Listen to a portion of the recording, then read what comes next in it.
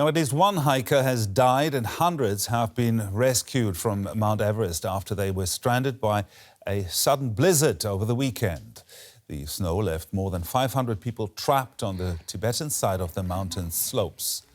Most of them have since been brought to safety, and most are Chinese tourists who were hiking in that area.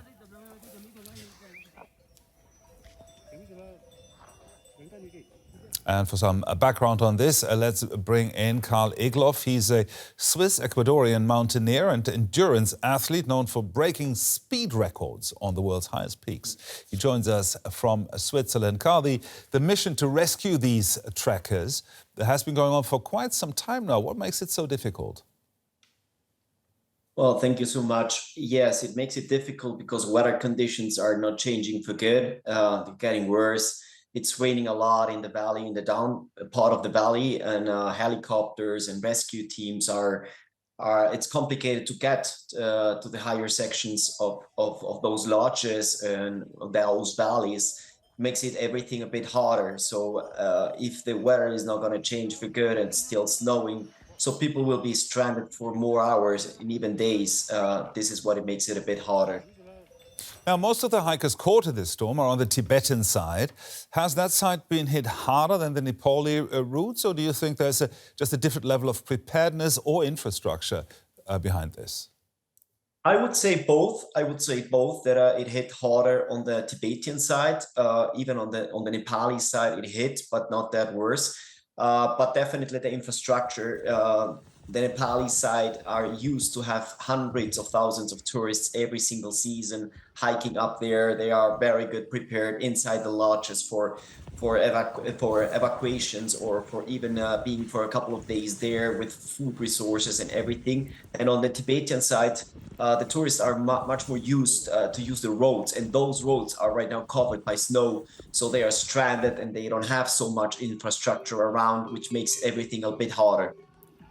Does this also show the intense risk that tourists are taking when climbing Mount Everest, which is sort of a recent phenomenon, and it's still a very dangerous place, is it not?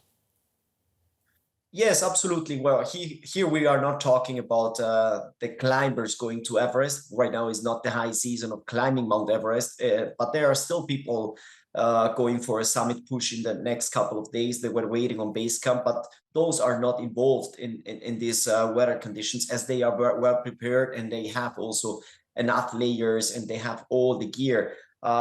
In this moment, we're talking about all those hikers reaching the area of base camp, around the area, and they don't have that many layers, wearing down suits and everything. So they are not prepared for an emergency like this. And this is definitely something that we have to question. Like hikers should be much more aware of weather changes, and also in a situation like this for an emergency, food resources and everything.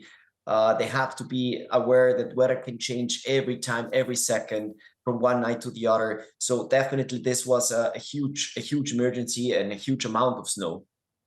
Now, as someone who moves very fast and light in the mountains, how do you personally prepare for these rapidly changing conditions? And what lessons can ordinary hikers take from that mindset? Because I believe it is a mindset question, isn't it? Well, definitely mindset, but also you have to be aware that even having today so much information about the weather can be unpredictable. And it happened to me many times that we planned and then things changed. So you have to be aware of having a plan B and a plan C, and having enough gear and having enough resources to be safe. And also, of course, knowing what to do if things are not going the way they should. And this is something that I have seen in Nepal a lot. Where hikers are going to base camp, they are not carrying nothing, just a bottle of water and a small jacket, and that's it. So even if you get lost on the trail, you have to be aware that things can get really serious at that altitude, that you can really feel the altitude. You cannot move fast, and you will feel immediately, even without changing the weather. So even putting the weather in that condition, that right now people are feeling cold immediately, and if they are not moving, they feel the altitude and everything gets worse. Karl Egloff there, thank you very much for sharing your expertise and experience with us.